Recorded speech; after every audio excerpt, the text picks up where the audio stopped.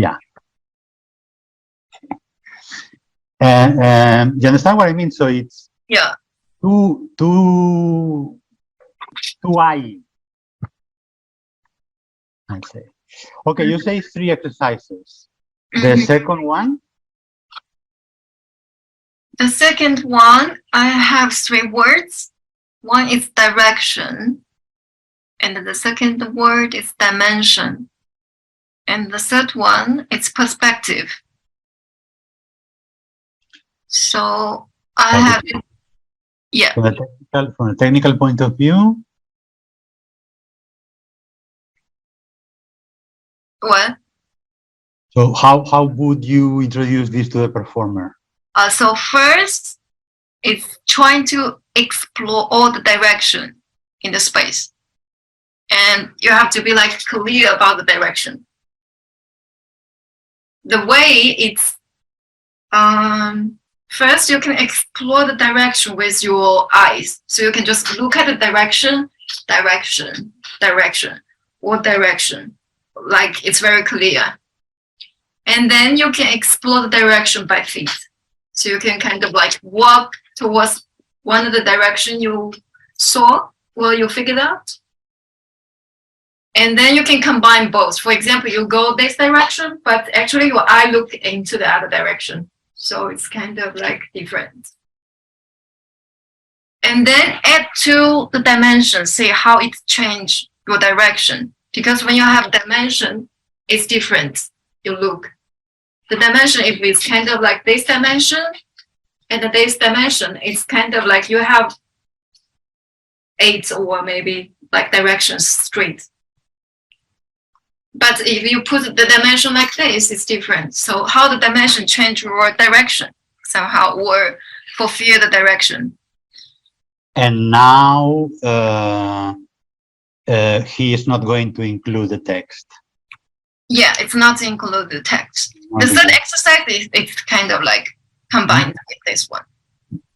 Okay. Okay, now I'm going to explain the third exercise. So it's it's trying to pick at least 5 directions and then draw a routine like on the paper or something, or on your mind if you can remember. And you can put either 1 or you put nothing in each direction, or put 2, like as much as you need. Put to each direction.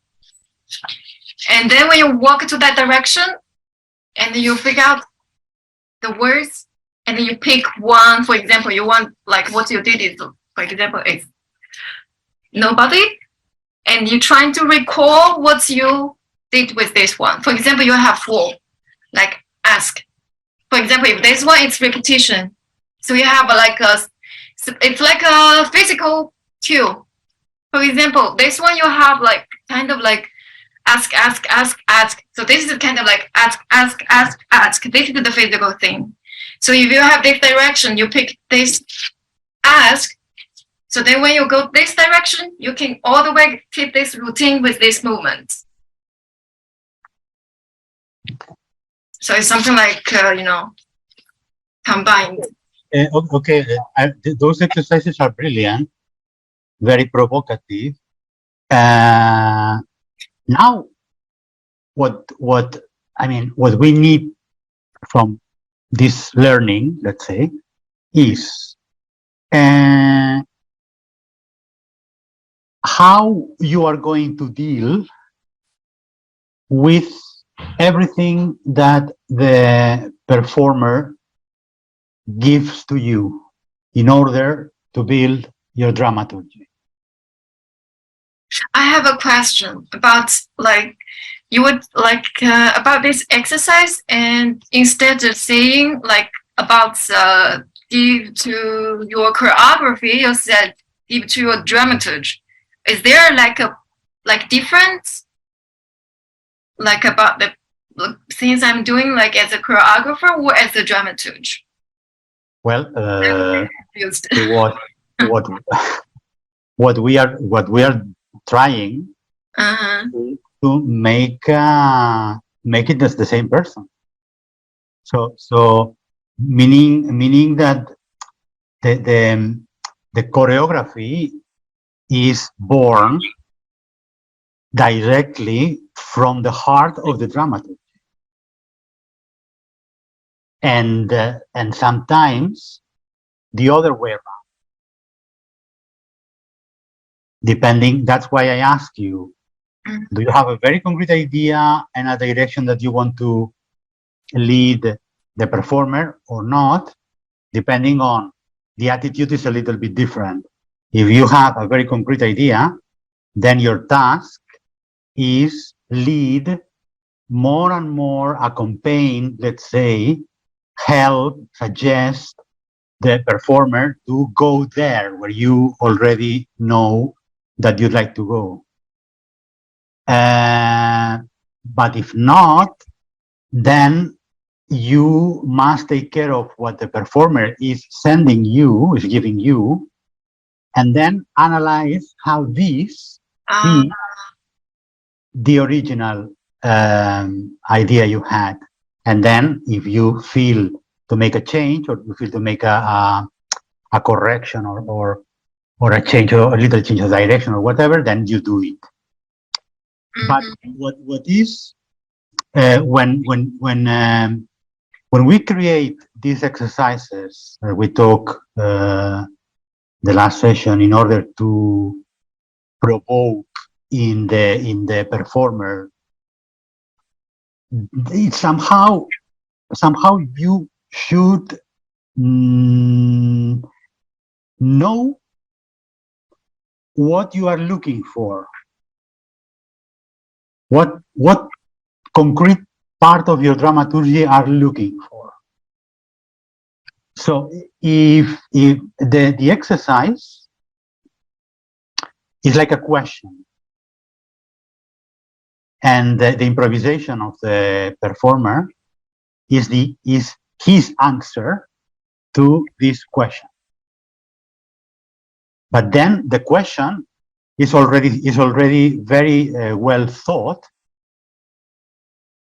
in order to from day one to start being more and more concrete. So, for example, if you ask in the first exercise, what is the target? So, are you looking for if the words produces some concrete emotion in the performer?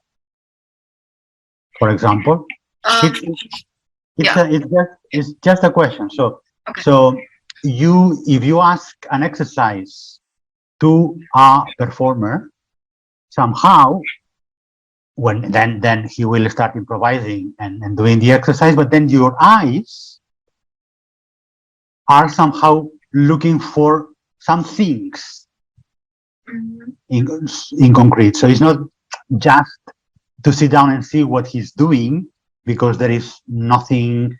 You don't expect everything from the performer. You already have even if it's a very basic dramaturgy on your mind. Do you understand what I mean? Almost. This is important, because then it will help you to be more and more accurate when creating these exercises. That is not other thing that inputs for very concrete improvisations. So you will never say to a performer, improvise about death, or improvise about love, or improvise. You will not do that. So you will try to think about some concrete things, maybe using one word, maybe using one image, maybe using one sound or one text, and then some physical guidelines, and then see what happens. And then when you see the first reaction of the performer, you will understand many things, and then you will be able to go to exercise number 2. Because here, for example, the order is important. You create 3 exercises. But then maybe once you start working with a performer, you realize that between exercise 1 and exercise 2, maybe you need exercise 1B. So one variation of exercise 1. Or you can say, for example, I plan 3 exercises, so I plan to work with 1 each rehearsal. You said 1 rehearsal is 3 hours. So then the first rehearsal, the first 3 hours, you work with exercise 1 because it depends on the feedback. Then the next step will be, okay, send a variation of first variation of exercise 1 to the performer, a new feedback. Third variation of exercise 1 to the performer, and blah, blah, blah, blah, blah.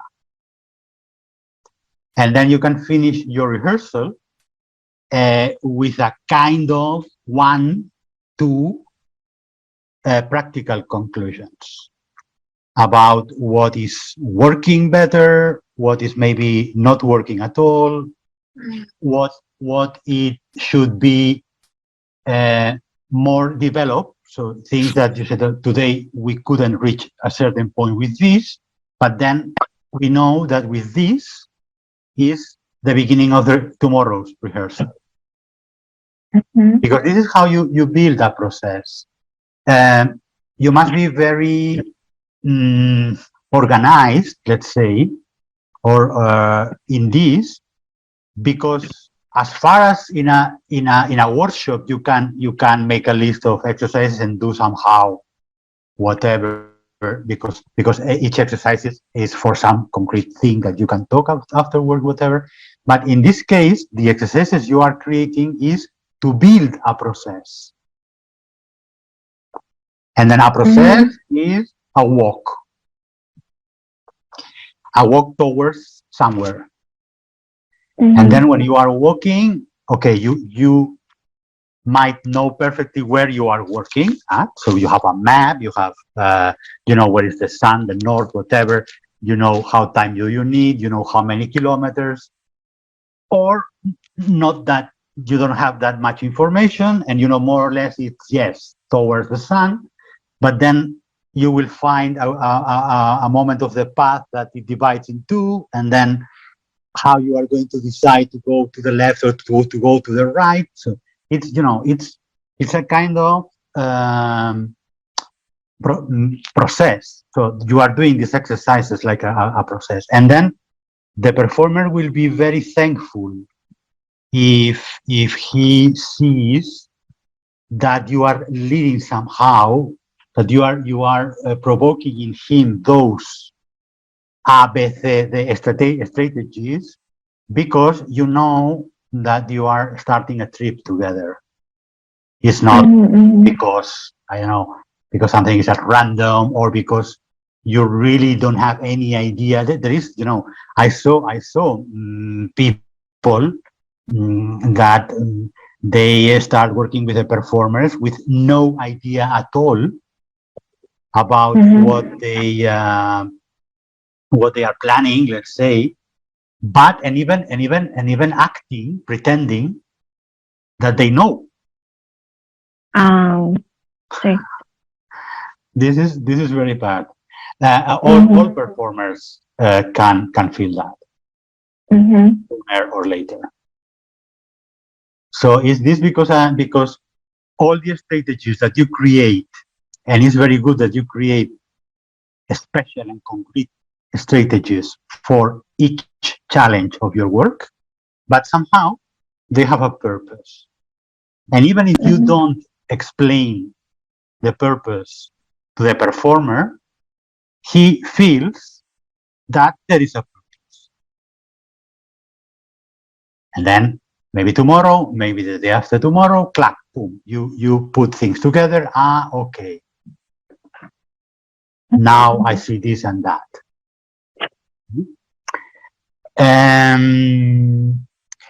Just one more thing. If you plan different, I mean, you will work with different kind of proposals, different kind of exercises. The second was, when I say technical, is meaning that you're exploring some concrete things from the space, from the speed, from the movement, from the direction, which I call them, let's say, technical in order to separate them from the emotions or the psychological. Oh. You understand what I mean? So then there are another exercise that's directly you expect emotions coming up, showing up, or at least a psychological reaction from the performer.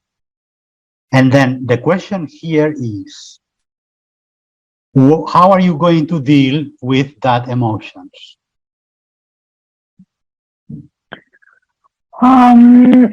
So for me, as this is a question. Yes, it's a question. In order Okay. always to create your dramaturgy, because the dramaturgy, we already talked about it. It's not only about ideas; it's about emotions. So it's a dramaturgy of emotions. But here we have a handicap, which is that the emotions that comes up during the process, and we consider them useful to build our dramaturgy, somehow must be fixed in order to generate them once the moment of the performance arrives. And this is very, very hard.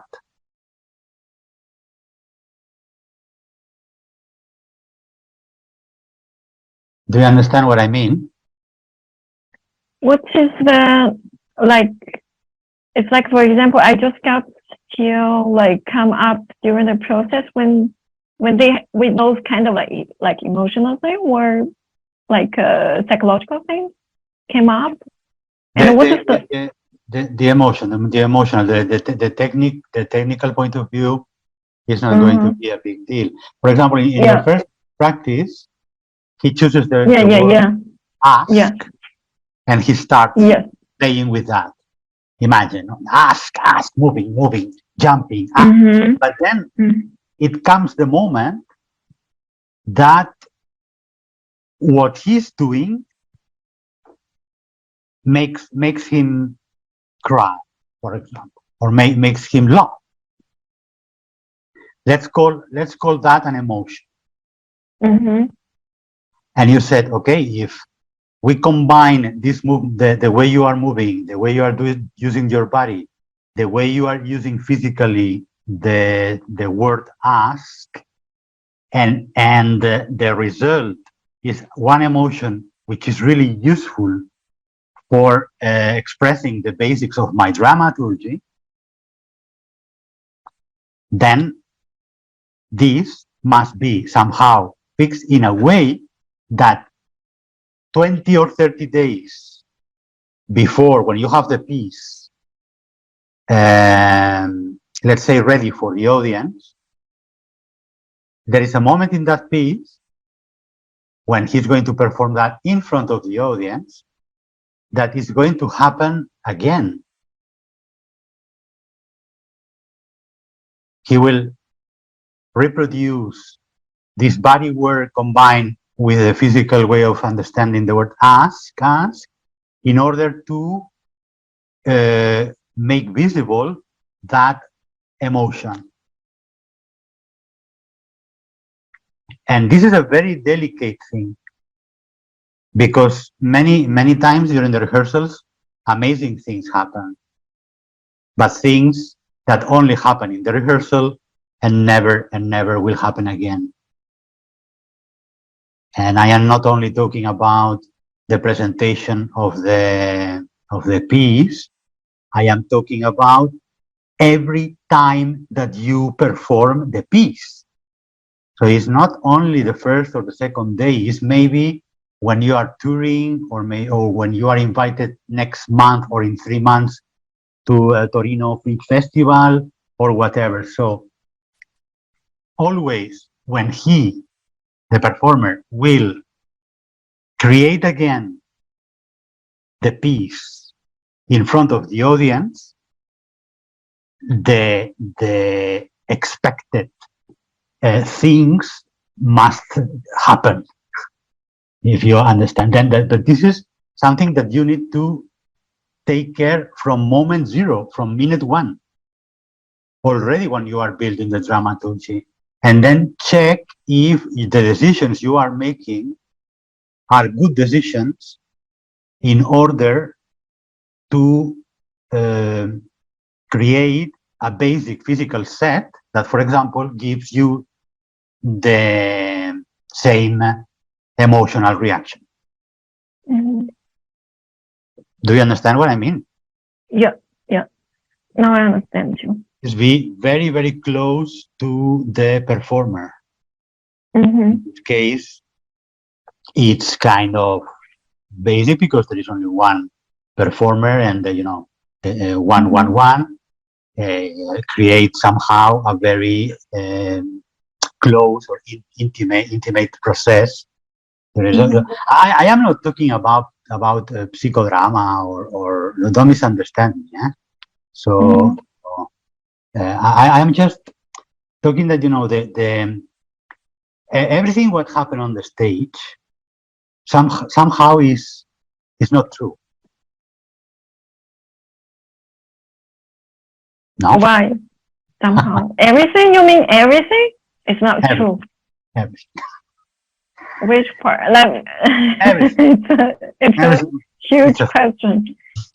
The question is that between truth and lie, there is a lot of color.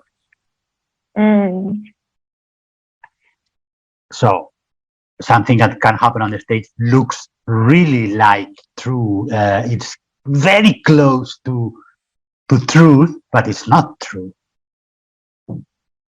because it's performing art. So it's somehow a technique, somehow, and it depends on. So you cannot ask a performer who has the same emotion in the same moment of the performance all the time. They are going to do the performance. Can you? I never asked. Because you cannot. But I saw. They will say, this is impossible. But I saw, like, during the rehearsal, like, for example, during the rehearsal, I was kind of like, I felt something as a choreographer, like, or the audience. Then I do believe this part is going to be, like, the audience is going to be felt the same. And which, like, in the end, it confirmed. It's the part, like, which, like, really, like, the audience also felt, like, something like here. So that's the connection. I mean, like, I think that's the emotion you were talking about, That's a well done dramaturgy. Because the dramaturgy is, okay, I want the audience cry at this moment or feel very sad at the other moment, and then you organize all the things you have again, starting from the performer, of course, in order that happen. And that happens always. Not once because the spirits of theater help us in that moment, and then because you build something that provokes this always when you do the whole stuff from the beginning to the end. That's dramaturgy. So it's you think about everything when you are creating the dramaturgy as much as you can. So there are things that somehow will be under out of your control, but you will try to control almost the maximum things you can.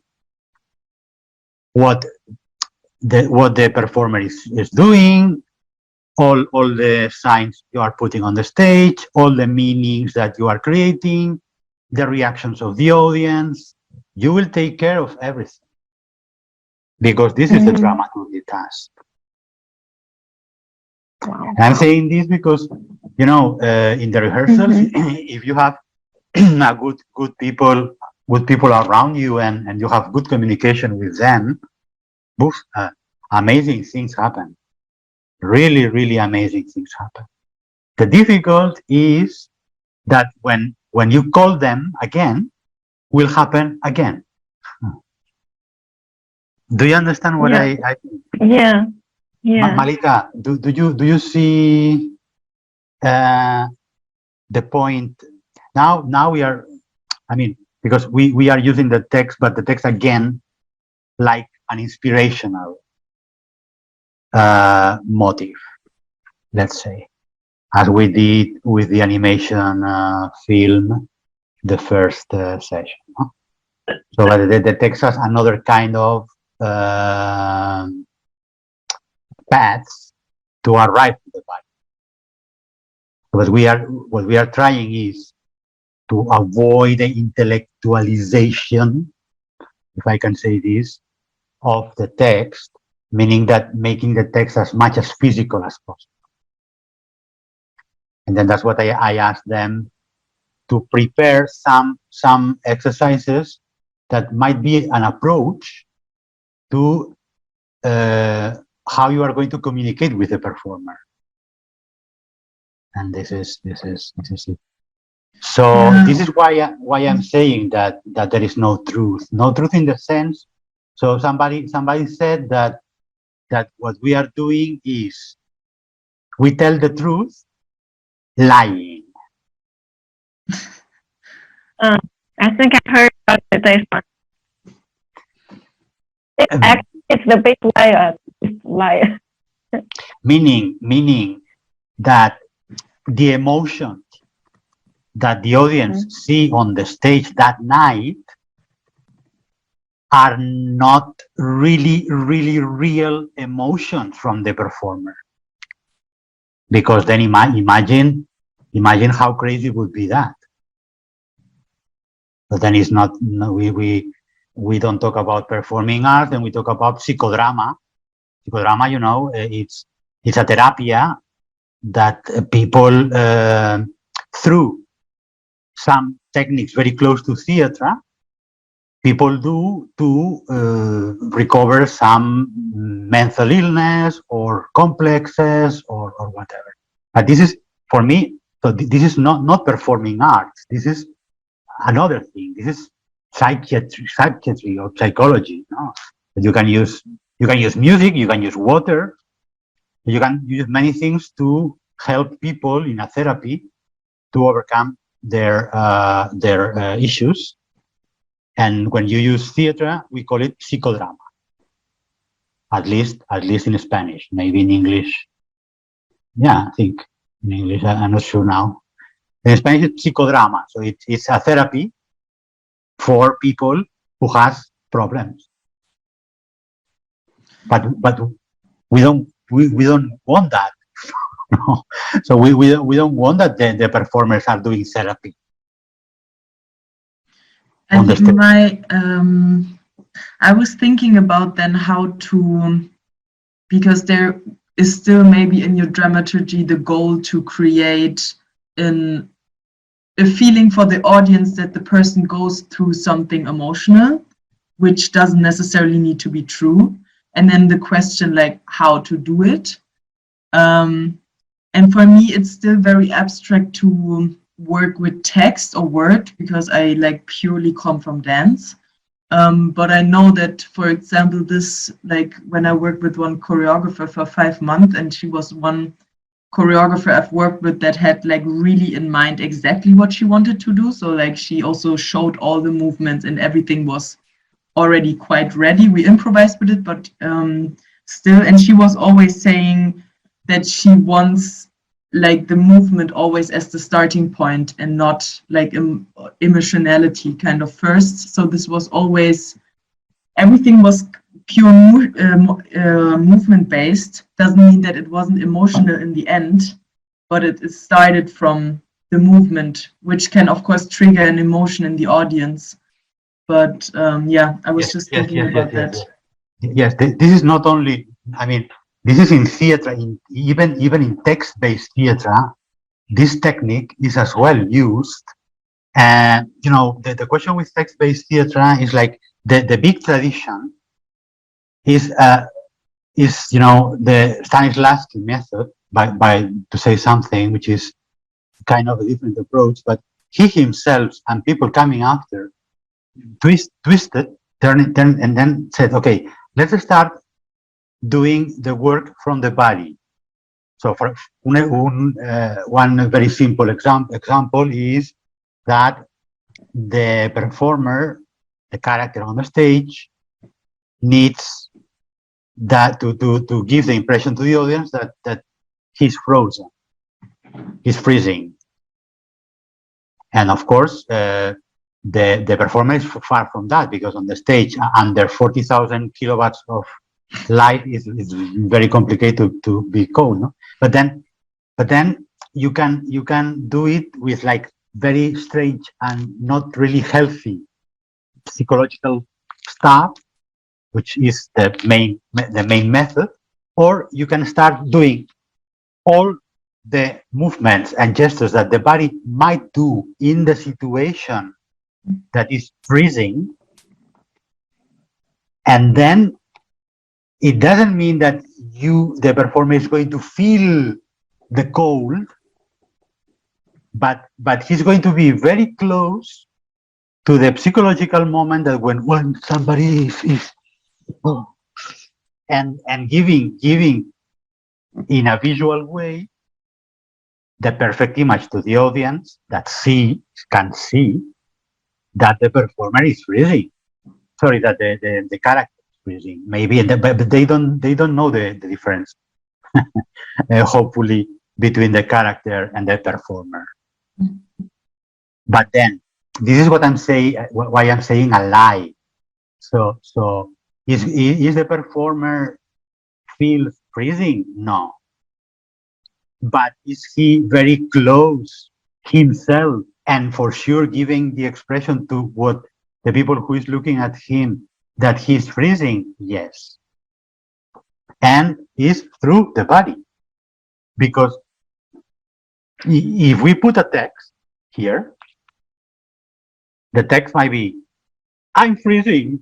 Oh my God, I'm freezing. No, let's say, imagine the text. So it's not mathematic, because there are actors that they are very good in this, but for sure it's much more difficult to convince the audience saying I am freezing, that convince them that you are freezing, than with a body work.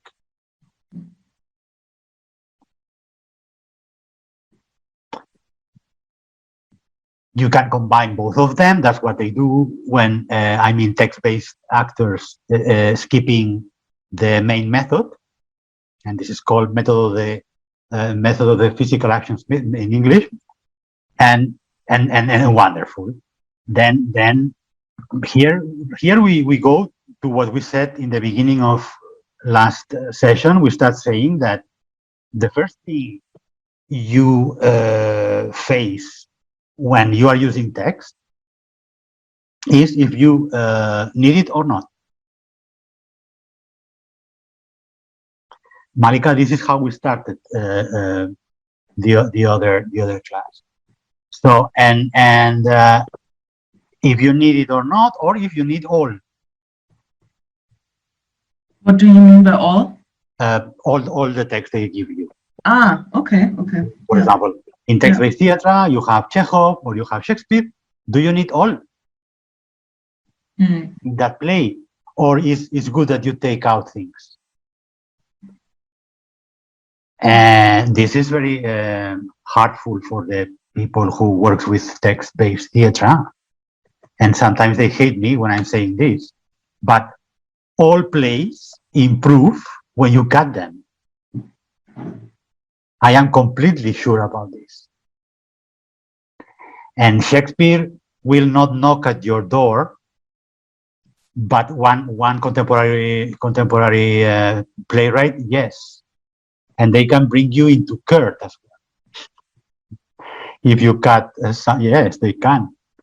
I mean, if you manipulate somehow in a strong way their text, and it's before 60 or 70 years after their death, you can be in trouble. So that's why if you want to work with text, it's always better that you build, that you include the playwright in the dramaturgy, and you work together. And he come back home. He's in the during the rehearsals all the time, and come back home, write something, bring it the day after. You try, blah blah blah blah blah blah blah, till you start having a kind of text that, or from the organical point of view, you will need it. So it's not about deciding from a first moment, this sentence yes, this sentence no, because this is, I mean, you need a kind of practice to do this, and this is not that easy. So because it's not a homework. I mean, at home you can be very clear that you don't want this you don't need this sentence, but then you come back and you check with the performers, and their work shows you that you need this sentence, or the other way around. So this is it. So you are a dancer, Malika. So I guess that you, so each time that you will face working with a text, first of all, you need to make it physical.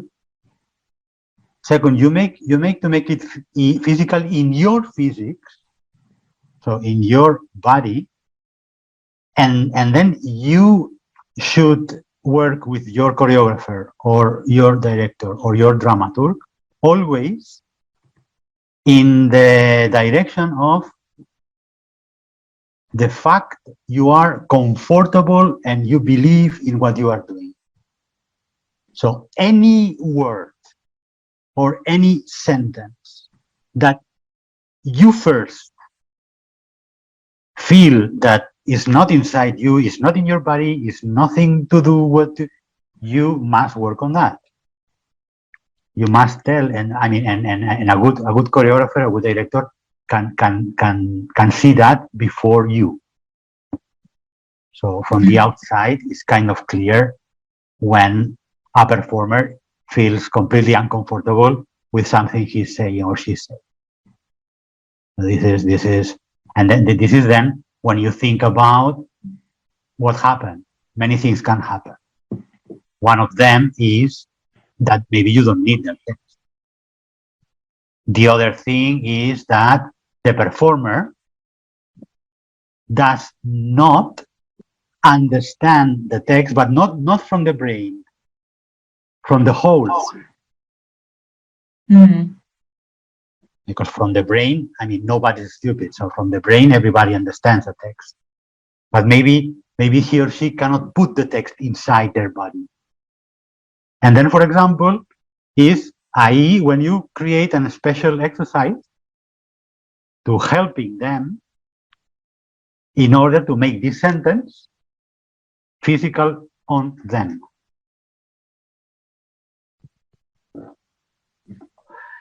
And or afterwards decide to take it out and to communicate it in another way, in a more visual way or something. I think what is for me still abstract is, and I can just talk from my experience I had until now, and I didn't choreograph a lot. I was just mostly like dancing for other people. But for example, this one choreographer, she also said to me which book inspired her to do the piece, and it was like a mythology, a Greek mythology. And I read it a bit. It was the English was super hard, but still I read it a bit, and what I took out from it is that she basically, I mean, we were 4 people on stage, and we were all embodying one goddess, and her name is Diana, the goddess of the ecosystem and of the forest. And the stage was set up as a forest with soil and everything and trees hanging. And the piece was backwards, so we moved backwards all the time. So it was like going backwards in time. And we had different scenes, and it was really aesthetical, and also like, yeah, for example, in one scene there was really like water coming from the ceiling, and we were taking a bath, all of us. Real, real water. Yes, real water. And what I took out of this was, for example, the scene with the bath that was also literally in the book described, but the rest was more, she took like moods out of the book, or like, yeah, maybe also inspiration of how the light is and how the general feeling, the atmosphere is for the stage, but not working literally with words as such. And I think for me, when I read the text, for example, I don't see then yet the connection for me from the dance and the text. Like you know what I mean? Like for me, I normally think in dance and in movement, but to have the text as a starting point, to then transfer to movement is still, it's just new. So I was just. So Yeah. here the question is, the text considered as an object. Mm-hmm. Then again, do you need a glass? Do you need a knife? Do you need a chair? Do you need a table? If you don't, you will not put it on the stage. Mm-hmm. If you put something on the stage that you don't need, it's not only create a misunderstanding in science, or you know, it's just bothering maybe bothering the movement. So with the text, it's exactly the same. So when you decide to use text in your performance, you know what do you want to do with the text more than what you want to say with the text. Mm-hmm. So and then comes reality that if you can do that through your body, through your movement, the text is needed. The text is an echo. The text is a redundance, meaning that you can play with these things. So when you say, I love you, and this is a kiss, this we can call it redundance. Because the kiss says the same as the text. But if you say, I love you at the same time that you are killing somebody, then you have 2 levels. So what you are doing and what you are saying. And if you say nothing and you kiss passionately, you are saying, I love you. So then, in all cases, again, dramaturgy would be the decision of why do you need this and that here and there and in that moment. So you say, I love you, and a kiss is because you want a very powerful love story full of passion and whatever. Or you want to create another most minimalist and intimate, and then the kiss is enough because you wouldn't say anything, just kissing is enough. Or you want to create a kind of polemic and provocation, then you will create a completely different action saying I love you. So this is resources we have and always looking for something that we want to express or we need to express. Yeah. So that's why, I mean, many people, I mean, but this is attached to our cultural DNA. It's like blah, blah, blah, blah, blah, blah, blah, blah, blah. And then we think that we can express everything with words, meaning ideas, emotions, threats, caring, love, hate, blah, blah, blah, whatever. So, and then many people believe in words. That and forget about acts. So I believe more in acts than in words, because we learn from our childhood how to use the words in order to manipulate. We call it lie. We lie. I think there is. I mean, the animals don't lie. The animals, okay, they have some strategies to escape from the predator somehow. But the lying thing, meaning the manipulation of one reality, is pure human, and it's mainly done through the verbal. When we are on stage, looks like it's the opposite. So through the verbal, we like to be honest. And this is very complicated from the ideological point of view. And besides, there are many characters that they are lying. They are lying when they are talking as well, and we know that they are lying. Maybe the audience know. Maybe the audience will discover they are lying a little bit later.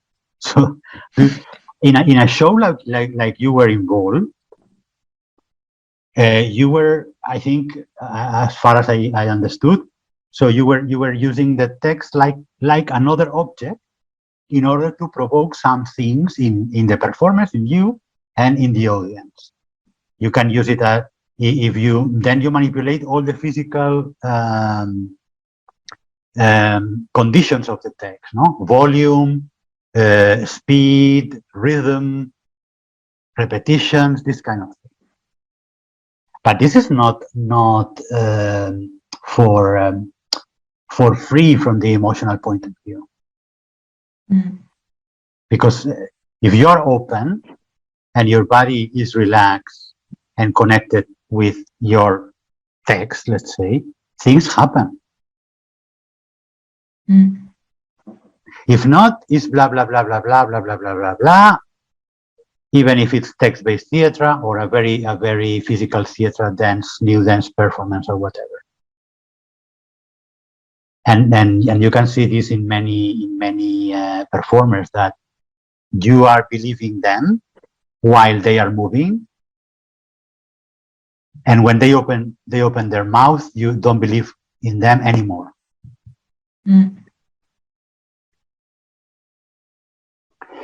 I will solve. Let's make a break. I will solve these questions with asking you something about Kafka, as Malika, and you will see what's my point. But is anything else from your exercise, from your practice, or do you have any other question? About my task, you mean? Yeah. So far, I don't have. I was just like a bit confused about the first part you were talking about, but I think I'll ask you for this record later, so I can be more clear, because it's about like complicated in my mind. I was listening, but I still felt like a bit complicated. So. Okay, do it. Okay, so then 15 minutes is okay? Yes. Yeah. Thank you. See you in a bit. See you later.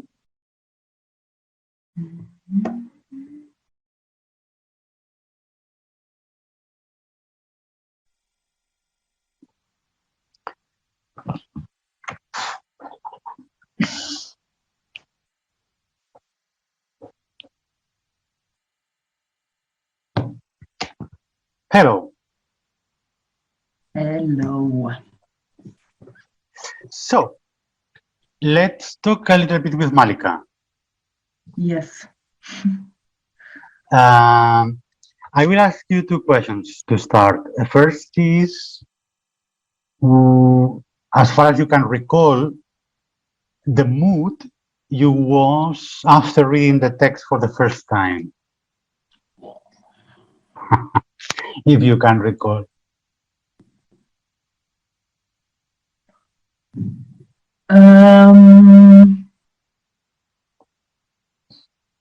My mood.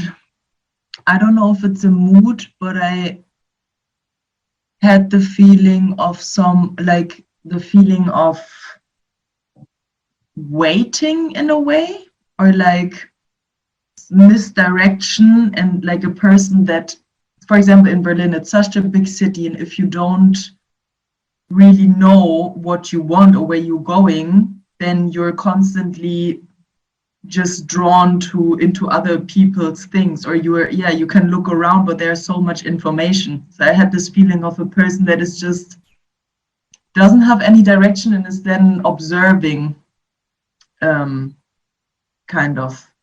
I don't know if that's a mood. Maybe it's yeah. This provokes a mood. So, for example, I don't know, a little bit like confusion or disconcert or uncertainty or something like that. No? This is always when, it's interesting to keep clear what's an action. For example, waiting, and the mood. So what does it produce to you? Waiting. So depending on the circumstances, many different things, no? But there's people for like the other. There is a lot of days that here in Portugal there is a strike with the trains, and I didn't know, and I didn't even know the word in Portuguese for strike, and I went to take my train. And I saw people there. So it was like nothing looks strange. And then wait and wait and wait and wait and wait. How this makes you feel? I mean, sad, angry, and confused, frustrated. I mean, in the story case, maybe a bit lost, but not in a bad sense, just as lost in a sense of you're just somewhere in space, like the feeling of time is different and unorganized in a way. But lost, I think, is for me a mood. It's a very contemporary mood, right? Very 21st century mood. Yes. And then the second question is about, I mean, you were reading and some images popped into your mind while reading. If there is one that it was kind of powerful, really powerful, more than the others, one image that pops into your mind while reading. I think it was one of the first sentences where it's described, I'm completely unsure of my footing in this world, and this like footing, this word I just saw just like this standing person, and also especially the feet. I don't know, but And how would you describe the image? Image meaning like a photo. The first photo I had, because I understood, like I needed to read it several times to understand the English correctly. So in the first reading, I thought the person is not in the tram, but on the platform, because there was written something on the last platform of the tram. So I just saw a person standing on a platform, like waiting for a train, which is not true. And There was the an question of the language. There are 3 translations in Spanish, and very different between them. So it's better to try to fix the English one. Yeah, but anyway, English is not my native language either. So Yeah. not yours. Yeah. Okay. Yeah. So this train platform, and maybe she in the middle. How would you describe? Like, it was a black and white, maybe black and white color image. Mm-hmm. Ah, you mean in my head if it's black and white? Okay. So this is important because the next practice we are going to do is to try to explain a little bit the power of images for next week. But it's important because one of the main benefits that is using your own images, meaning that the images that really pop up into your mind while reading, is that this is the first personal connection with the text, let's say. Okay, and then if I would ask you to create a solo piece with one performer, and what would be the subject, for example?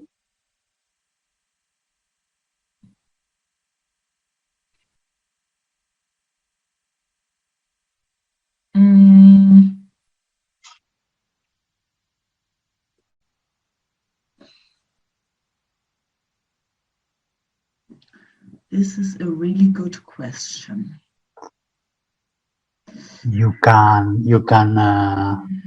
use your mood and your image.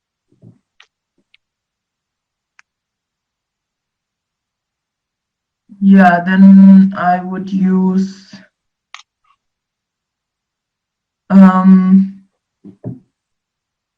maybe the subject would be like how you say this, inputs in public spheres, or like, yeah, in a tram, for example, or like in places where would maybe be then about his like the main characters, I don't know, associations or thoughts that come when being in public spaces. Okay, that's interesting. And then how would you use the text?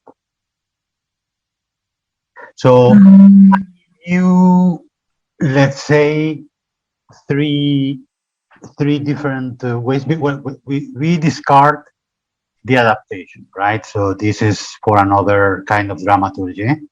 So we are not going to talk about adapt that text for the stage in the sense that the audience can recognize the Kafka original, blah blah blah.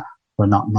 But then besides this, you could, one, get as much as you can about the general stuff. So, and then use it like, an pure inspirational motive, but then on the stage, there's no text.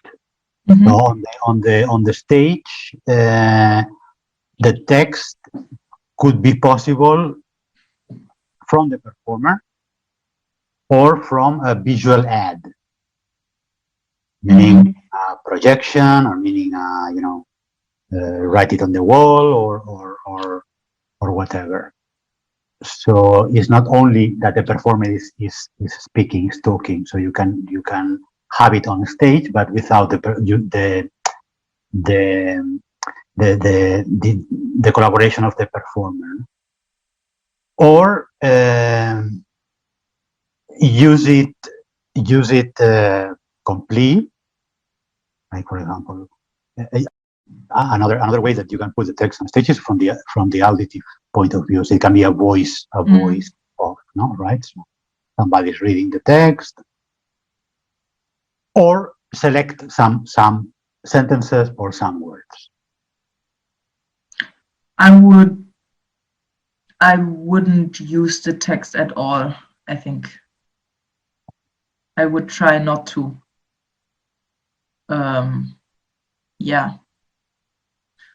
Yeah, maybe because also I like,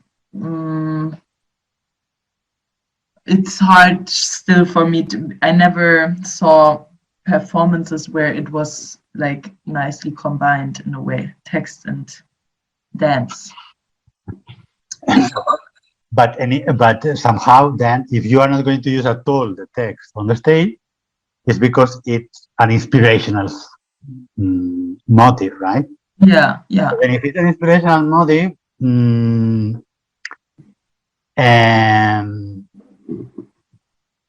you because once you will meet the performer, how would be your communication? So in order that is it important for you? It's clear if it's a he or a she.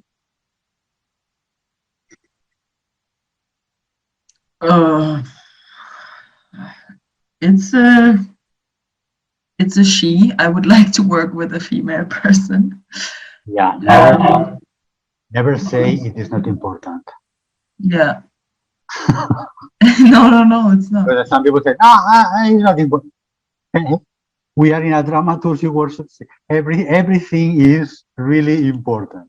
So so it's a she. Yeah. Okay, then what would you do? Because to communicate her, what's on your mind? For example, would you give her the text? I like, one thing I could imagine would be purely having it as my source, and then kind of just using the text as the inspiration of like, okay, this is the starting point, this is my topic, and from there I develop it further and develop maybe movement concepts or something that then I will give to her. But if I don't use the text, I don't know if it would even make sense to have her like reading it, you know. Maybe you can give it to her after the premiere. Yes. Yes.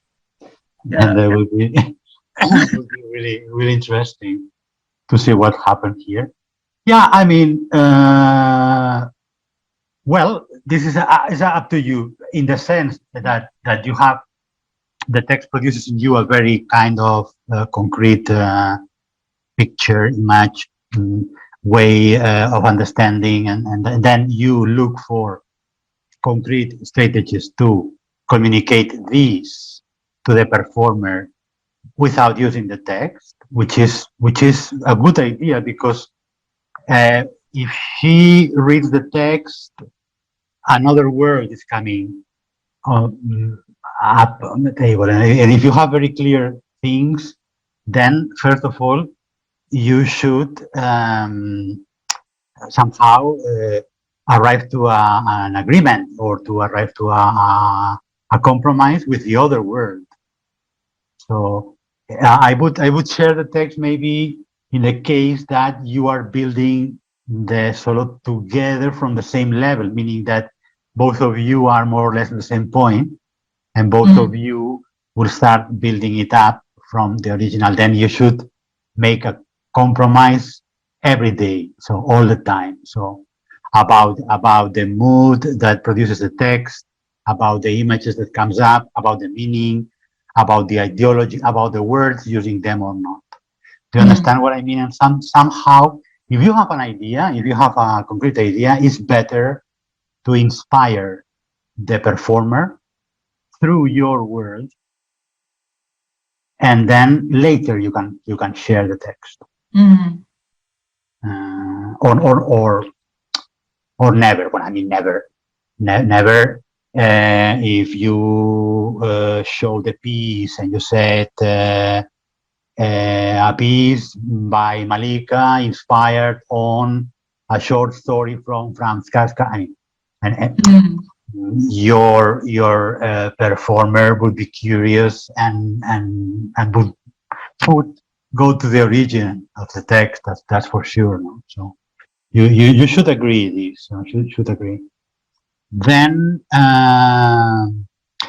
we didn't arrive at the moment of IE using the music stuff, right? So you said that you or was, I don't remember. Would you use music? IE? Your microphone is off. We cannot hear you. Yeah. Okay. It's No. still off. I think you need to put your voice again on. Not the voice, but the computer setting. There's no text in display.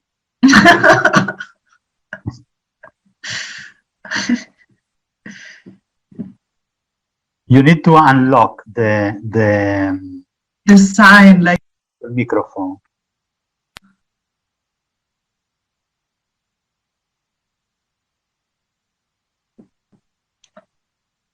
you know, there's this one thing where you can it says like to end the video. Oh, yeah, there. Sorry, like I thought I was opening. I was like, oh shit. And you were saying very interesting things, and we couldn't hear. So I don't remember. Sorry, you said silence or music? About mine. We didn't talk about the music, but I will not put music all the time. I will have like. What I would ask you both is to bring something for the next session. I mean, so you can decide a silence in the solo. So make a solo with no music. But then we will talk about the sound space a little bit. Oh, nice. And if you feel using something, bring it or send it to me, or well, I have already sent you an email with a Google Drive link that we put everything there. So then, for example, if you choose something, you can put it there. Okay. We can share the material. Okay, so for example, Malika, then the next step was to make a kind of structure in order to organize the meetings with the performer. So that can be. I will not ask. Don't ask to do it now to you.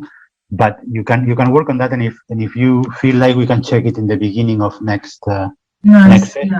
Meaning we can call it a list of moments that not necessarily in the beginning are in order. Sorry, again, what did you say in the beginning? A list of moments. Okay. That not necessarily are in order. Okay. Now in the beginning. Yeah, like scenes, you mean? Yes, but I don't want to say scenes. Okay, moments. I prefer to say moments. Okay. So it's not about a task for the performer, it's about my vision of the scenes, of the moments. Okay. Exactly. Mm-hmm. So again, this list is already a dramaturg. Okay. And then the order is another very big issue. But to start working with the performer, you do not need it, though you can, if it's very clear to you, you can have it already by order. But you know, the order is something that many times we change our mind during the process. Yeah. So we put this here and there, and okay, but then no, this here. So it's very strange that, you know, from the beginning you have a very compact or concrete order. But anyway, that can happen as well. So a list of moments that then that was what the exercise was saying, is that then I suggest that the way you can communicate with the performer is inventing some, let's call them exercises, or refine improvisations to introduce her, in this case, your vision, Mhm. in a way that is not blah blah blah blah. Yeah, you know, so it's not sitting here and telling her what's in your mind, what's the idea of the show, this is not bad, but it's not really useful as well. So at least in the beginning, of course, during the process, there will be some moment, normally after a rehearsal or after every 3 rehearsals, that you can sit down, have a coffee, and talk about the play. But it's not. I would really try to avoid what in text-based theater they call the table session, which is that the first day everybody's sitting down, and then the director explains the concept of the play, and they read the text. So let's try to avoid this, and to try to make the performer involved in a more intuitive way. As much as it's clear to you, it will be shorter the time we will need with her. Then, as we were saying with her feedback, once you suggest her an exercise, can be as well for you an inspiration that makes you come back to your original idea about the dramaturgy and make a readjustment or a change or a correction. So this is how, in few words, we start building up the dramaturgy with including the performer. Okay. In this case, your idea is a kind of complex. Think about, for example, now the next input would be that once you have, remember, you the sentence where you explain the subject. Yeah. Read again the text and check if you can find one word or one sentence that fits with these. Maybe you will be surprised, because many times it works. So you have I think it's a kind of different idea that Kafka has in this case. Well, not that different, but then you come back to the text and you see a sentence that, come on, this sentence might help me a lot with the subject, and then maybe that would be you will feel motivated or have a good reason to use it on the stage.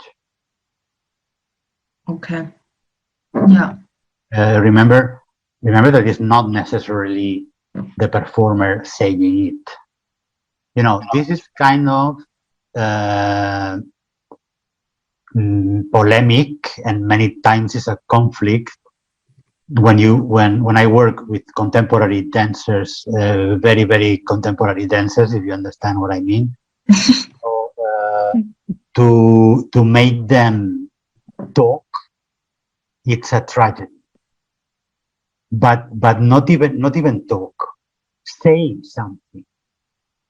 It divides them in two parts. It's like it's very difficult for them to because when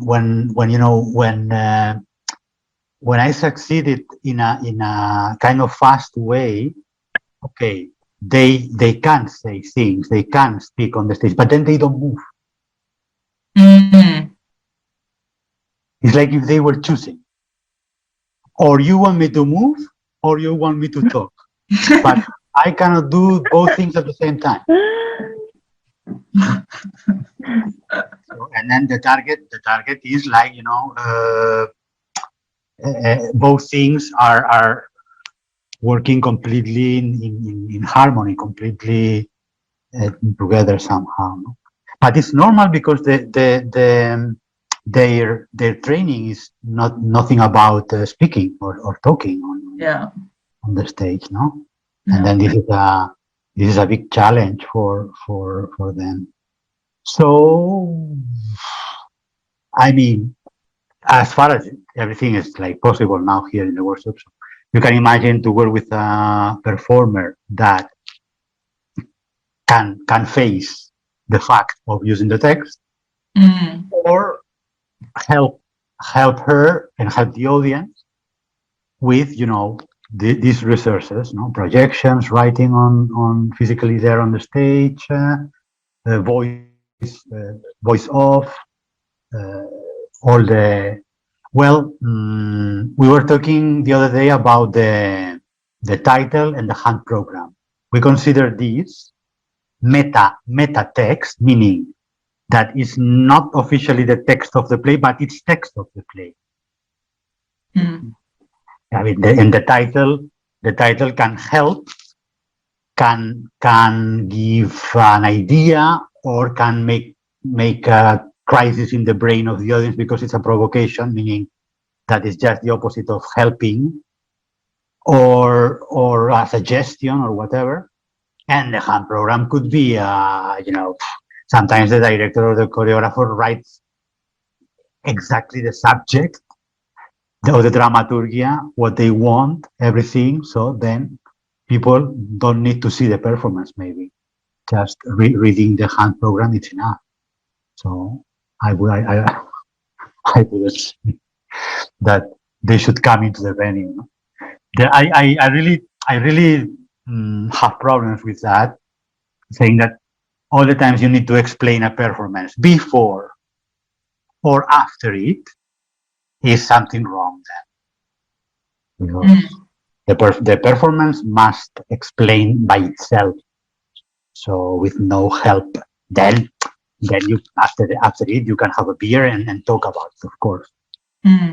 But if you need to explain the people after the performance, what was the performance about and what do you wanted and blah blah blah, so then something is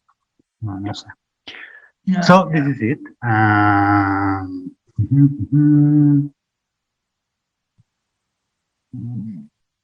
So yeah, exactly. So I was saying that then you prepare some this kind of inspirational exercises to the performer in order to start the first rehearsal day to introduce your work.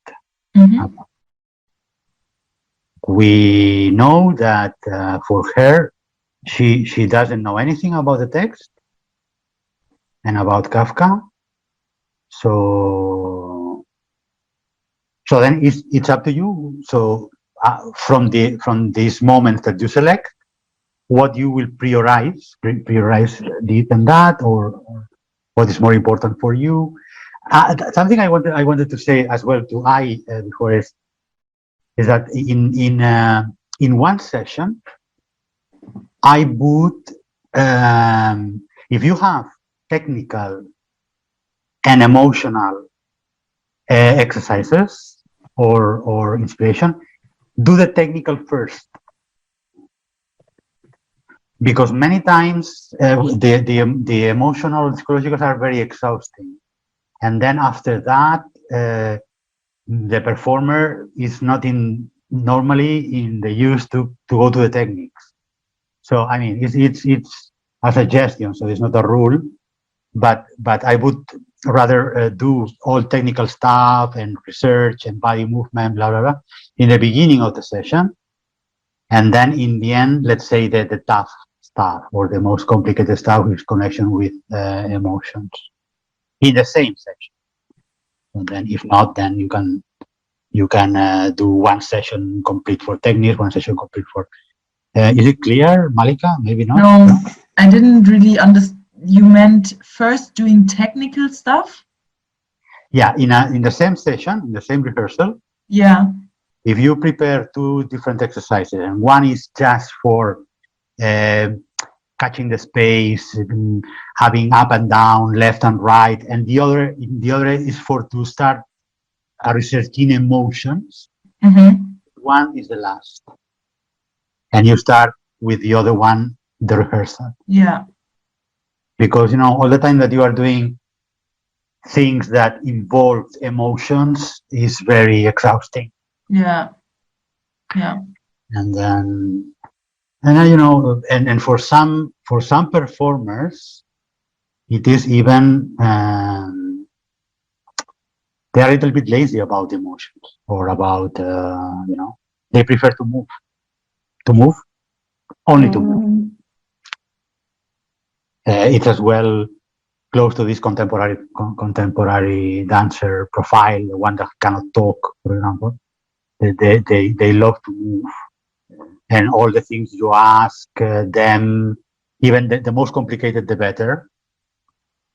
So then, but then start exploring inside, start thinking, start talking. These kind of things are polemic, are somehow complicating. Is it clear, Malika, more or less? Yeah. First, I would do the exercises with the gaze and the moving, and then I would go into emotional stuff because it's exhausting. So it's the end of the day, like that. And choose some music, because the music. The music is a very problematic thing. It's a really, really, really problematic thing. Yeah, and somehow it can express very well your dramaturgy. Or sometimes I was feeling I had students that it can happen with you. So we were talking a lot about a dramaturgical conception, and then when they choose the music, it was completely nothing to do with. So meaning that it's a very dramaturgical, very important dramaturgical decision. So then it's again in the line of all your decisions that you, and it's an important decision. Okay. Yes. So did you have any question before? Because I will finish with another practice. That you told me before the break that you have still some not clear things. Yeah, it's I'm a bit I don't know, it's something I think you mentioned about to be like you use all the exercise, then you kind of like did the record and you go back and you check to in case don't get so far, like get lost. Because I just had like my friend was asking me about the solo, so we had kind of like image about potato on the stage, and they were talking about the potato, like, but from the beginning she was telling me like she had this kind of idea about the movement, and then she brought in the potato. Then we started to talk about the potato, then we get lost.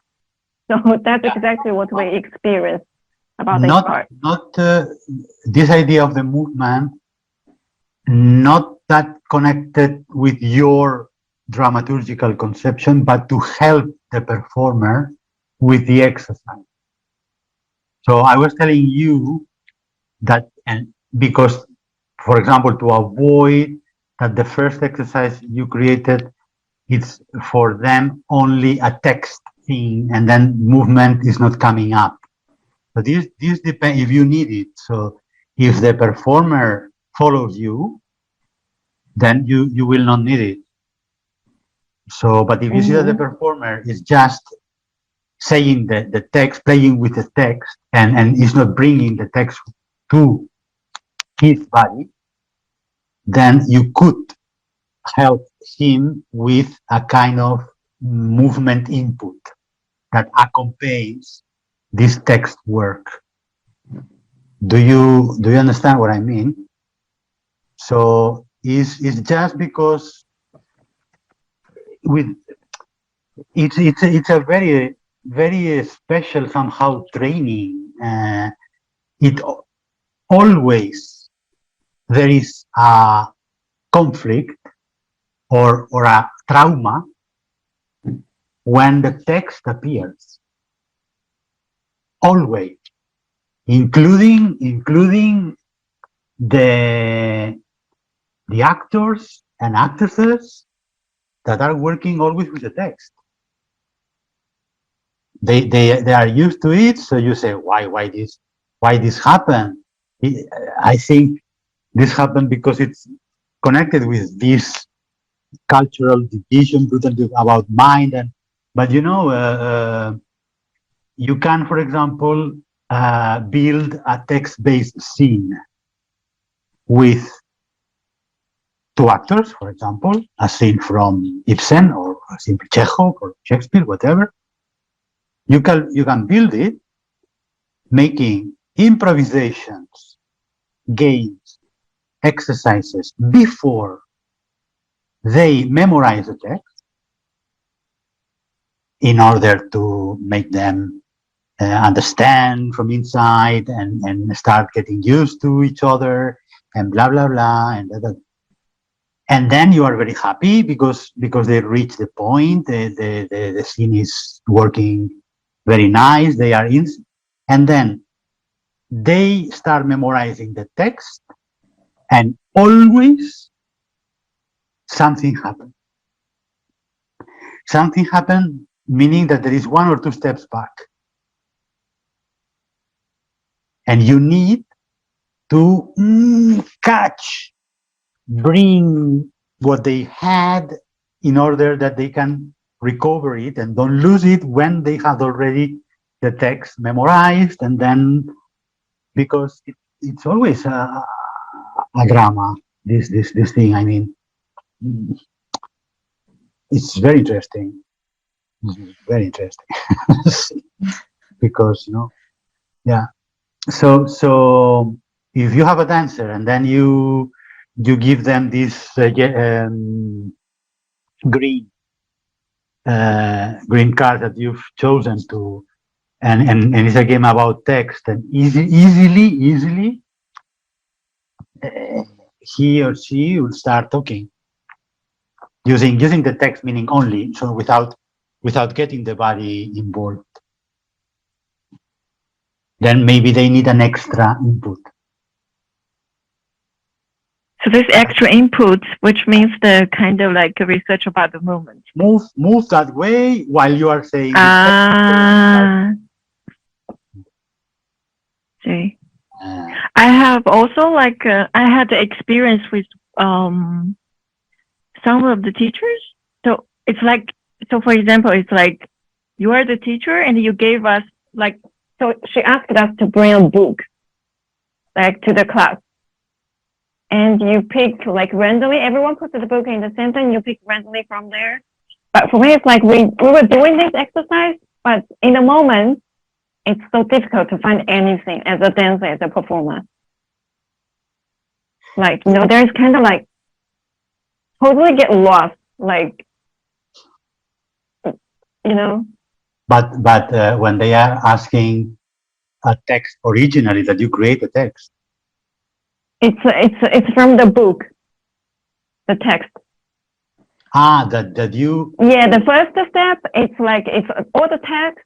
It's like from the book. We brought the book, everyone brought one book, and we all put in the center, and we played the game. It's like you pick one and you read it, like you don't have to remember, and you just kind of like find your own way to read it. But then what's the target? And then in the end, we did the other exercise, which was like you wrote automatically writing. And then you do the improv, which is connected with this text. So you wrote. And then, like for me, it's like I was totally lost. As a performer, if someone's going, if the choreographer is going to doing this exercise with me, like I did this, and I felt like I don't know, like I felt like I don't even know what I was doing on the stage, like something. Well, I would say that, I mean, you need more hooks to the text. So all what we've been doing, so the moods, the images, the emotion, the words are hooks, are things that as a performer attach you to the text. So if you read a book and you write, if I understood well, so you read a book meaning the whole book. Yeah, it's the whole book, but you just kind of like, for example, this is the book, and you can read from the beginning, where you get just randomly open it, and you read one sentence or one word, and you jump to the other one, like, you know, or whatever. Like you can read the whole phrase or a whole page within a certain time. Then you make an automatic text coming from this impression. But then imagine that this text that you have created, imagine that this is our Kafka. You need to work more on that. Because as a performance, it's a bit. Claro, so this is if as a performer, I ask you, read the Kafka text. You read it, and now I ask you, improvise.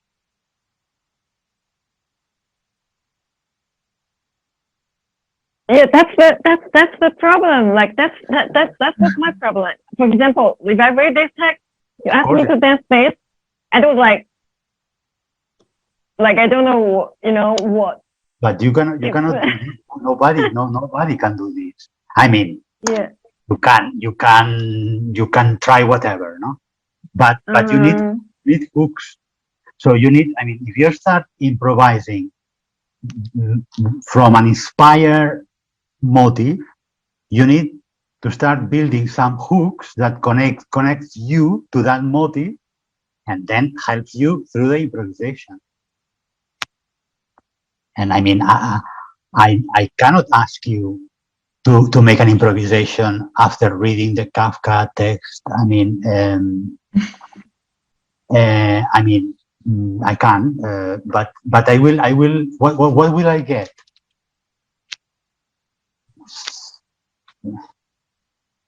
Not even me myself will know what I need or what I have in mind or whatever, no? So I don't know exactly what would I get from you. I would get a very nice improvisation, but then what? What would I do? Me, for example, reading is the first exercise as a performer, and then like after this thing, because I was like totally lost, I don't know what's going on, blah blah, but I'm still doing it. And then later, like for example, the teacher, so she gave us the others, like for example, like the second exercise, or you know, little exercise, which combined with this, like which is actually not connected with the content, like not connected with the content, but connected with the speed, or connected with like you put, for example, everyone pick one, you write on the paper, and you mix it, like in a way. So it's kind of developing through this text. So the focus is not exactly on what it wrote. It's the target is like how you use it as a tool. But then you don't need a book for this. You can do it with a yeah, that's what I'm thinking. It's kind of like. So if you don't intend to work on the content or the meaning or at least the main idea from a text, then you can use any text. Exactly. Or if what you want is to explore the physical possibilities of one text, you can do it with whatever you want. So remember this good morning, good afternoon we were talking about the other day at DB8. So they took good morning, good afternoon. They start a research that all the physical things you can do with good morning and good afternoon. And you can play with rhythm, with tonality, with volume, with repetition, whispering it, singing it, shouting it.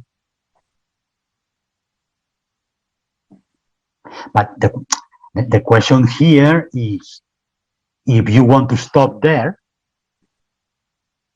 or you want that this work means something or gives sense something to the audience.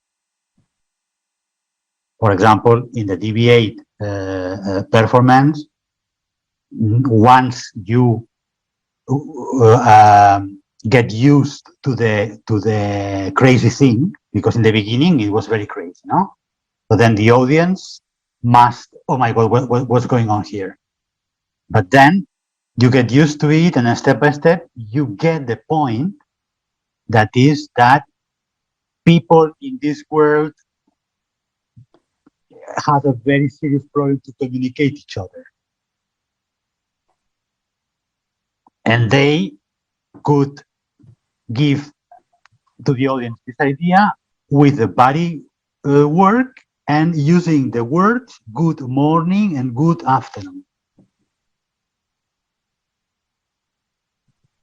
But could it be carrot and mouse? Maybe not. Then if it helped more them to use good morning, good afternoon than to use carrot and mouse, then this is a dramaturgical decision based on the text. So that's what, for example, I ask you, and today, Malika, that maybe you find something in the Kafka's text that could help combine with the body work of the performer to express the subject of your dramaturgy.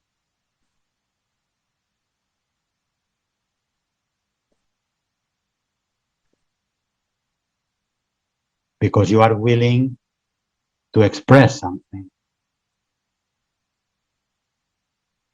To do an improvisation is not to start moving per se. I mean, there is always one input that inspires this improvisation, no? At least, or you start from very basic point of view, but then you have improvisation number 1, improvisation number 2, improvisation number 3, and you're adding things depending on the feedback of the performer. But you never can ask a performer to improvise from I don't know. What is your opinion of Hamlet? Improvise about your opinion of Hamlet. You cannot do this. No, because the performers will get blocked and many times angry. What else? You said something about the recording. Well, record a rehearsal is something that now is very easy because we have the mobile and whatever. So in the old times, nobody did this. I think it can be useful sometimes, but it's not compulsory. So you can come back home with everything clear in your mind, and maybe you do not need to record the rehearsal. But many times it's useful, especially if you're in a teamwork for example, and there is people who was not there in the rehearsal, and somehow you want to share some things, then showing recording thing is much better than explaining words, something that is much more easier. Did I answer your questions? Yeah, but I think I was thinking also the other one, but I forgot. It's like kind of like flip here, so it's a What? bit complicated though. I forgot the question. You forgot it. Yeah, I had like several questions when you were explaining, but when I was following, you were explaining, then I lost the question. Then I got the other questions. So it's like this. They will come back. They will come back. Yeah, They will come back for sure. but there was something like very interesting for me. They will come back. Maybe when you see the recording, or they will come back for sure. Mhm. Yeah, this, any of the subjects we are talking about are easy or simple. They are sometimes really complicated. And the question is that from the pedagogical point of view, it's good to try to don't panic, don't freak out. But it's a very delicate thing. So, or what we are talking about, in the other class, there was like somebody was saying, "Oh, but this is so complicated." I think we were talking about the text. Yeah, the text is always an issue. But you can even don't I upload to our Instagram the crystal pipe scene. So maybe Marika, you can find it there, because I select Crystal Pipe is a choreographer that works with very interesting things, and in YouTube you can find a video from a play that it was called The Statement. Mm-hmm. The Statement, Crystal Pipe. Okay, I will look at And then you will see how is she using the text in this scene, which is the dancers are moving and there is a voice off, but it's supposed that is the dialogue of the dancers, and the movement of the dancers is a kind of underlying text of what the audience is listening. So they are not talking, they are moving, but the audience is getting the text and getting somehow the opinion or the underline of the characters on the stage. It's very interesting. It's a very interesting work. It's one of the hundreds of possibilities that we have working with the text. Here in this case, there's the complete scene. So the complete dialogue with answer, contra-answers, or whatever. And all the characters, there's one man, main man, and then three other guys, and then two women, I think. But anyway, it's interesting to check. Check. Okay, so let's move on and prepare the next practice. Go to this link. I sent it to you. This is a Google Drive folder, and I send it to you through email. Did you get it? Check it. Yes, I got it. I will go as well. Yeah. Okay. Well, I will organize it a little bit better, because now I started to put. I will add here all the sessions that we have recorded, because I added last Friday for Malika, Mhm. but then I will add all of them, including today's. I see that I wrote it in Spanish. Tarde means afternoon. So it's afternoon, the second. This is the third session. So Malika, here if you jump into it, you can see much more in detail all what we talk about the text. Yeah, yeah. But I don't really get where I can find it because I only see the pictures. Ah, wait, tarde to. Tarde. Yeah, yeah. No. It's an MP4 file. Okay, okay. The tarde means afternoon, Okay, yes, I got it. and I wrote it in Spanish. Okay, now could you reach the pictures? Just a second. I'm trying to open it. I have to get in this email to the website. I don't know if I received it. Oh. Do you need to log in with it per mail? Sorry? No, I thought maybe she needs to log in order to go to the Google Drive. Do you have Gmail email address? Uh-oh. My iCloud. Maybe not. I'll Wait a second. It's like I have to get in. Sorry, When that was.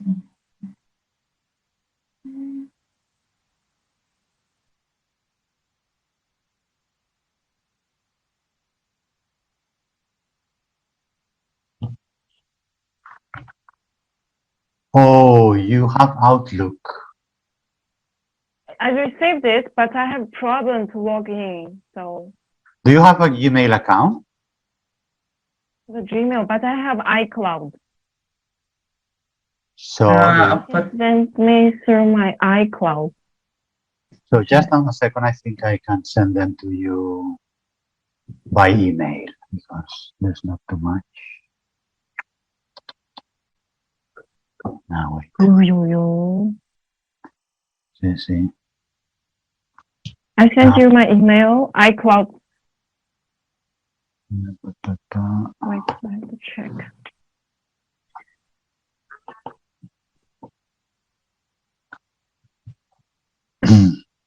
I will send them by email. It's not a big deal.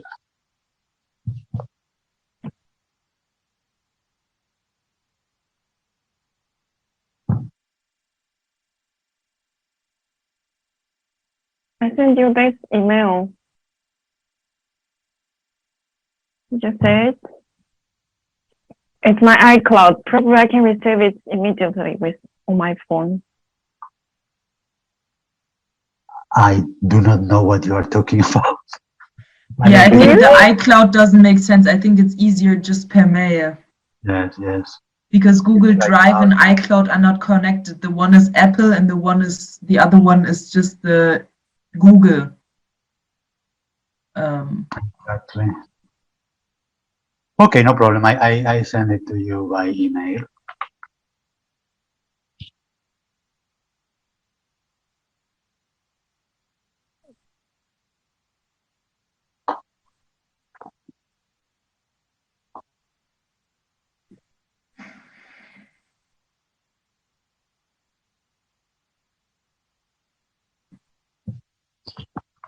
Talking about? Okay.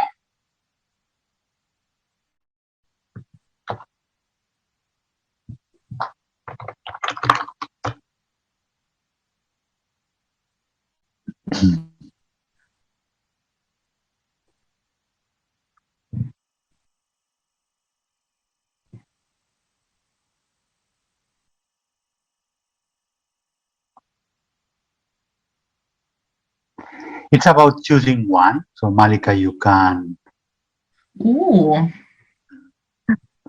choosing one. It's sending. Yeah, I opened it. I have it now. I have all the pictures. Okay. So it is about choosing one. One from all of those. Wow.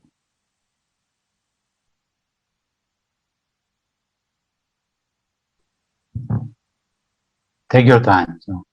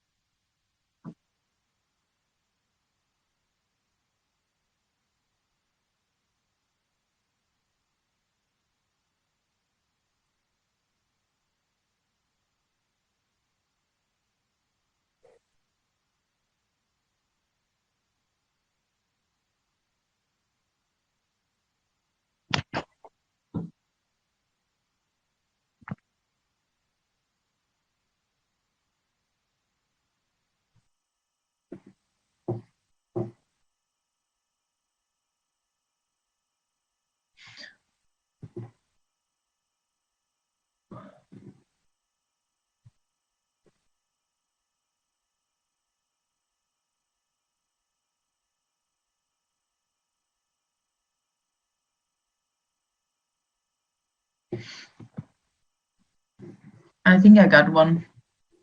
You got one? Yes. Okay.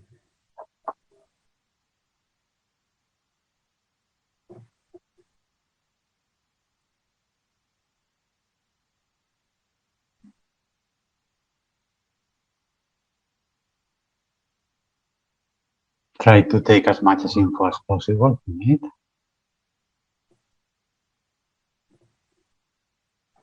Let me know when you have one. Yeah. Do you have I one? think I have one. Yeah. Try to get as much as info. Yes, I get one. Oh, it's very difficult. I give you 1 minute because the first thing we are going to do is I would ask you to describe it without looking at it. Wow.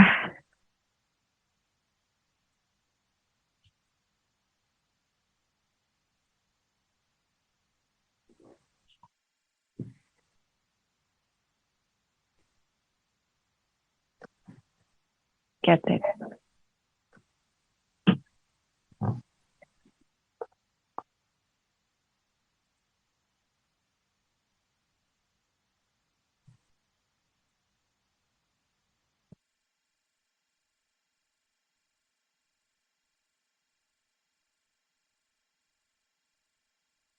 You have 10 seconds.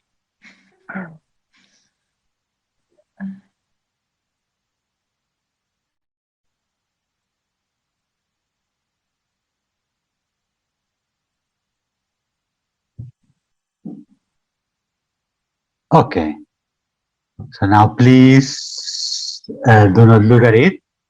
And let me know, for example, Monica, which is yours? Mine is the picture where you can see two hands. Yeah. And all the two hands. Yes. Okay. So let me know all the things you could find in the. Okay, so on the picture, in the center, you can see two hands that are folded, or like I think her left hand is leaning, no, her right hand is over her left hand. or from that person. I don't know. And the hands are really like the skin is. Are you Huh? are you sure? Um, the right hand is over the left hand. Yeah, I'm sure. We will check it later. Also, yeah, the hand is like the skin of the hand is quite. I don't know how to say it in English. Yeah, it looks like old hands, and Wrinkles. wrinkled. Yes, and you can see a ring on the right hand. A ring on the right hand on this finger. What is the finger? But when you say Married. right and left, is from the viewer point of view. No, I say right from her point of or his point of view, from the person's point of view. Her right hand. So it's what I see as left. It's like here, this hand. So Okay, what do From the image. the left is over the right, and in Yeah, the so left, from upright. my perspective, the right hand is over the left, but from the So- person's perspective, exactly. Okay. yes. Okay. So there's a ring, and from my perspective, the right hand, you only see 4 fingers. You don't. I cannot see the thumb, but from the other hand, I can see all fingers, like just like a little bit of a thumb, but everything. And the hands are leaning on like a stick. I think it's a walking stick, like a walking stick. And on that stick, on top of the stick, there's like 2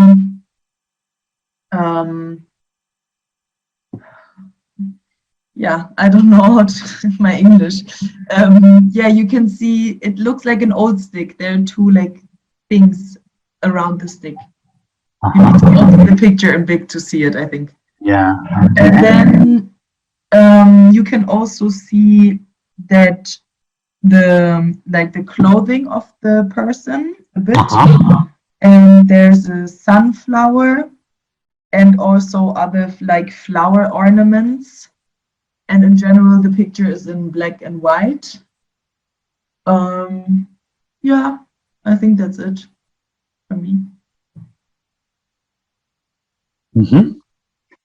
Okay.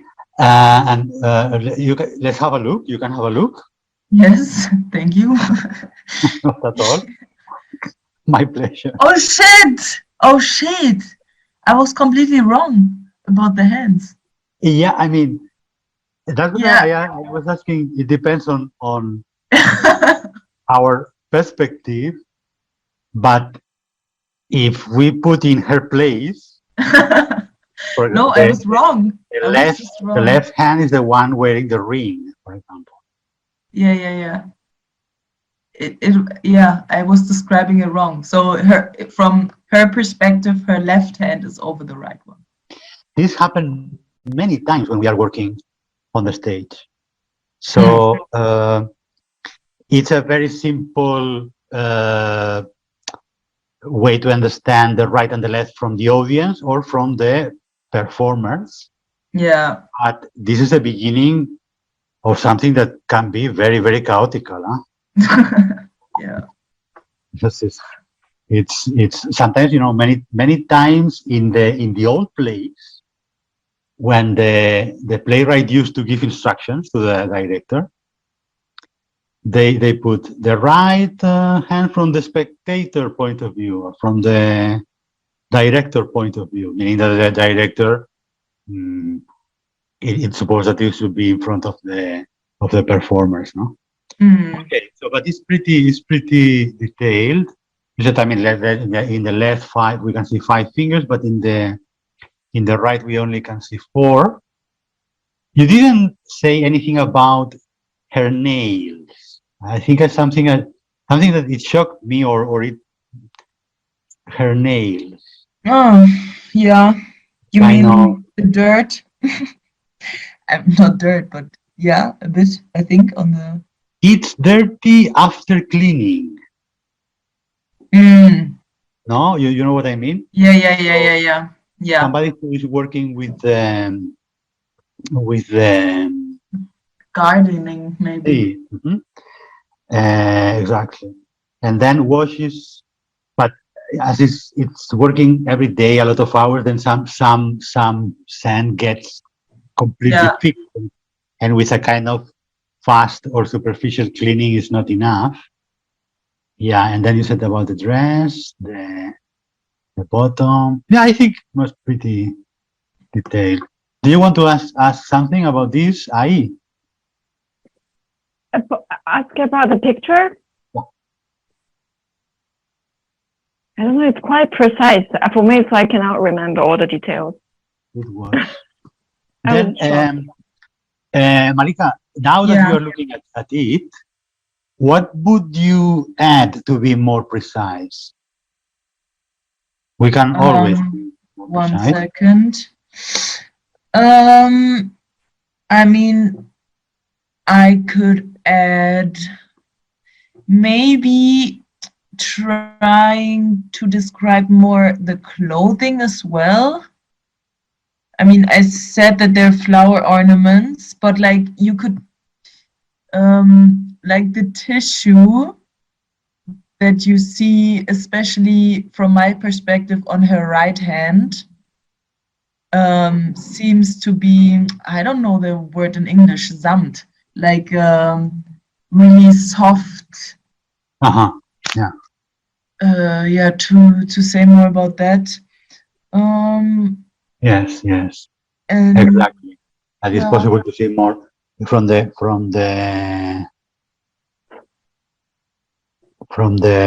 left hand is possible to see this part. I don't remember this in English neither. Yeah. Maybe I can look it up. Like this. Velvet, it says. Yes. nurse. It's like the sense for the blood. Yes, Right. yes.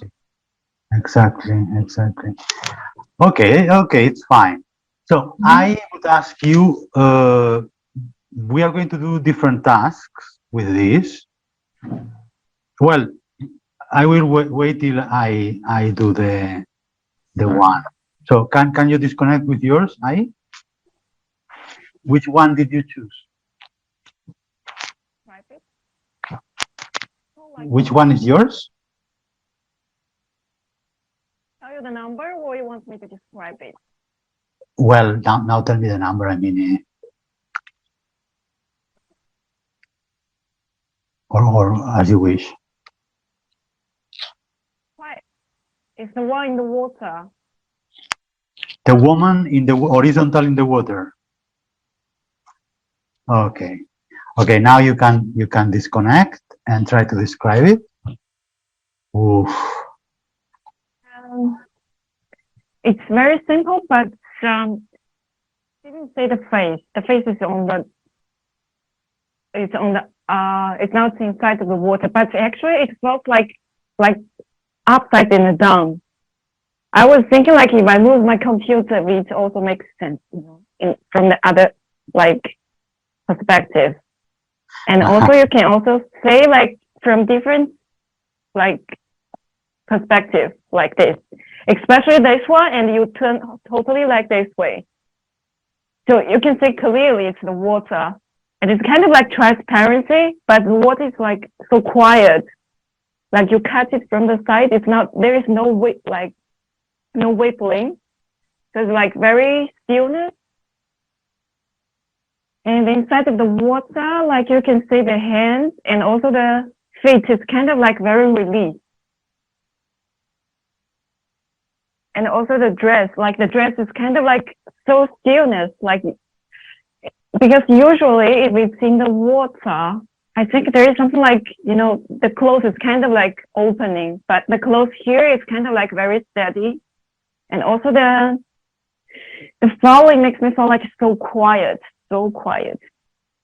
And also that down, like the ground, like you can see like the whole picture.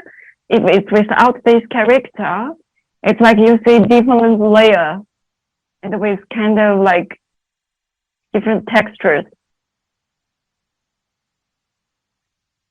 She's And even if it's black and white, I think it's kind of mixed. It's not only black and white.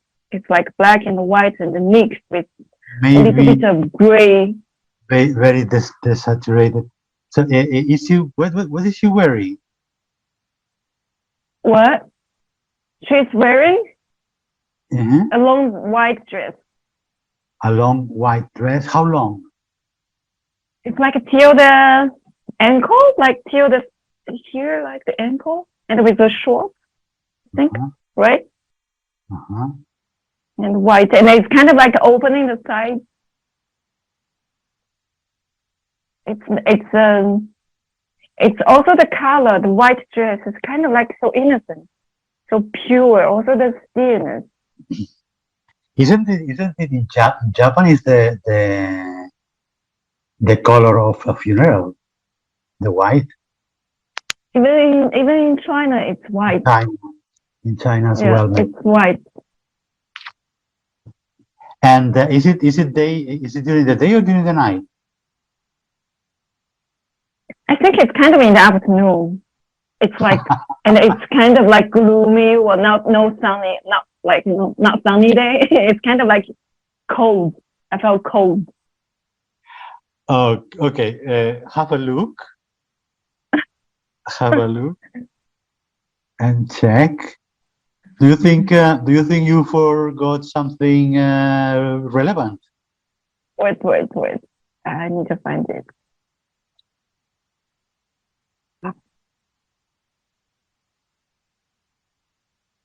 Go to the. Wait, I need to zoom in. I think the reflection. I forgot the reflection. There is very interesting things with the reflection, huh?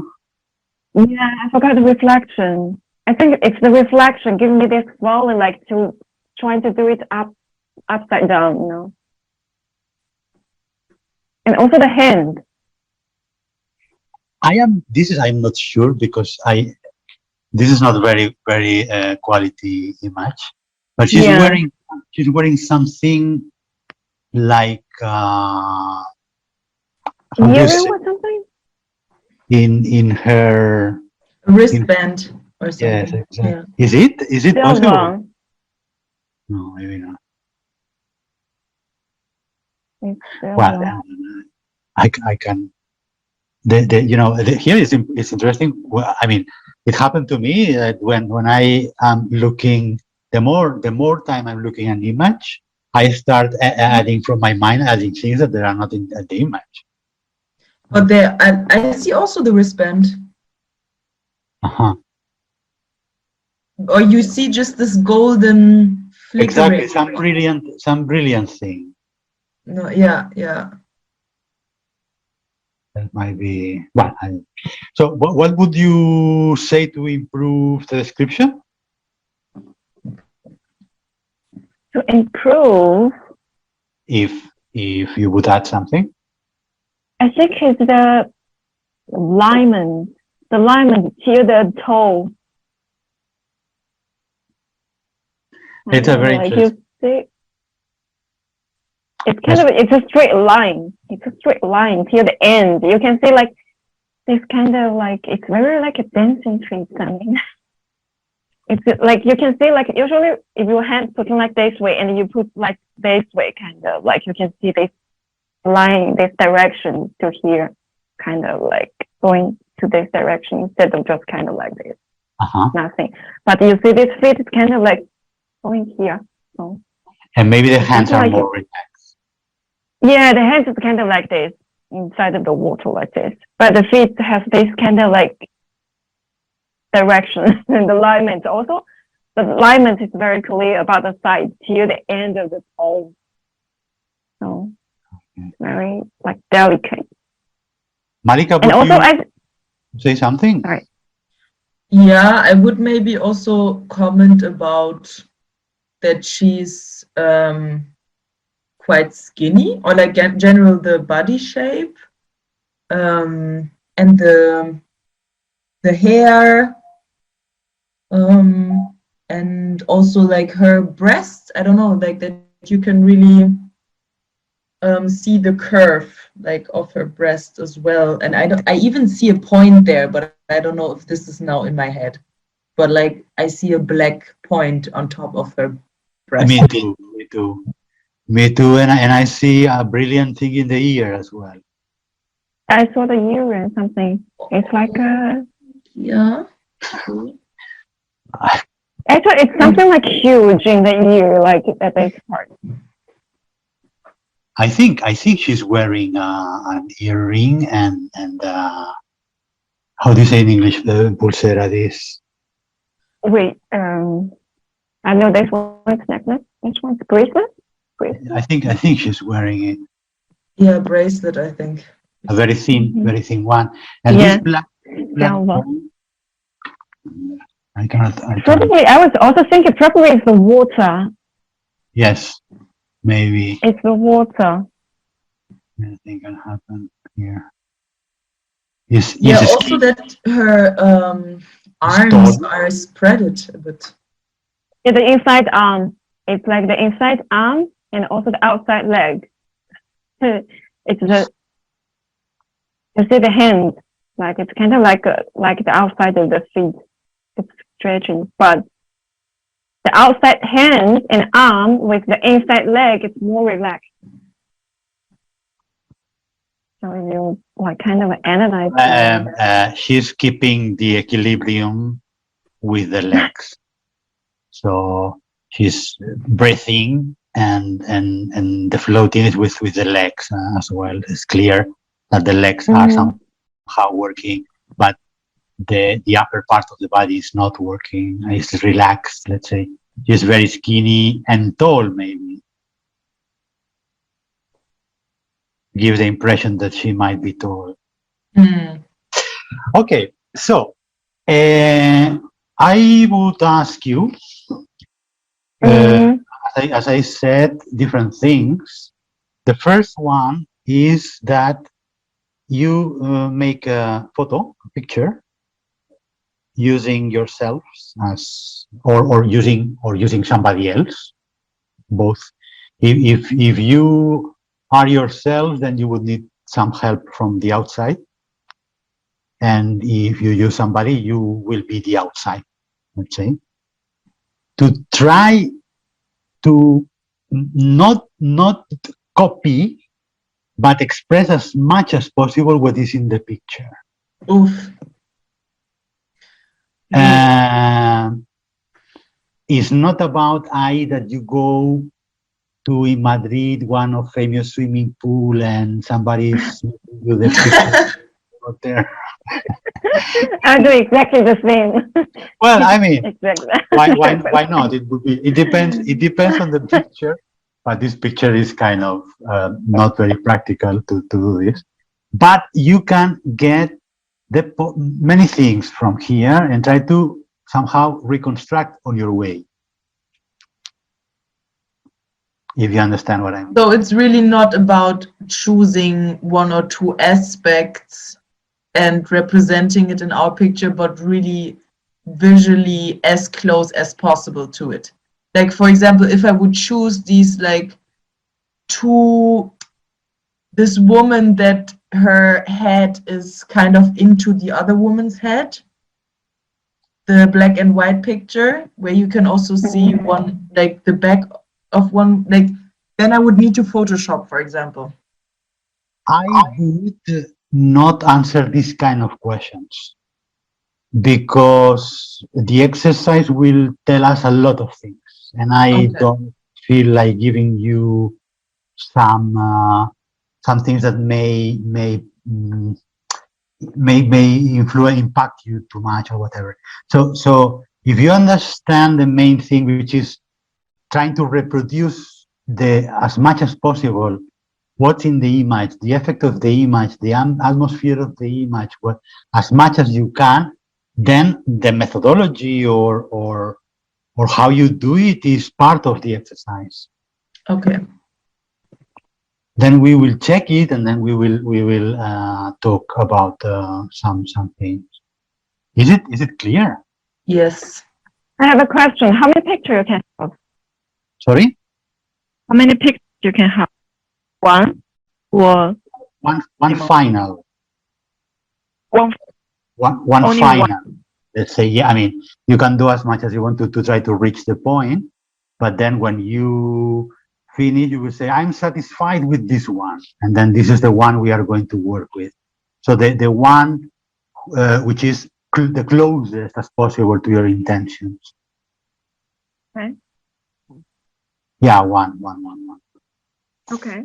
Okay, do you want to say anything or to ask anything about today? If you remember, no? Okay, if I can do it tonight before going to sleep, then I will put all the videos in this Google Drive folder. The next time is the last session, right? Already? The one which is here is yes, is last Friday. Okay. I would also be interested to hear a bit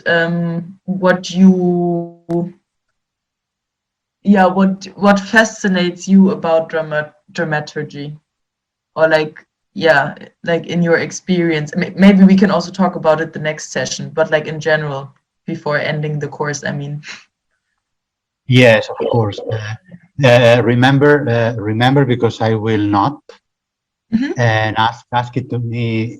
We can talk about these things in the end of the session of next Friday. Yeah, sure. Okay. So have a great weekend and Thank see you. Thank you. Bye, Have a nice everyone. evening. Bye. Bye.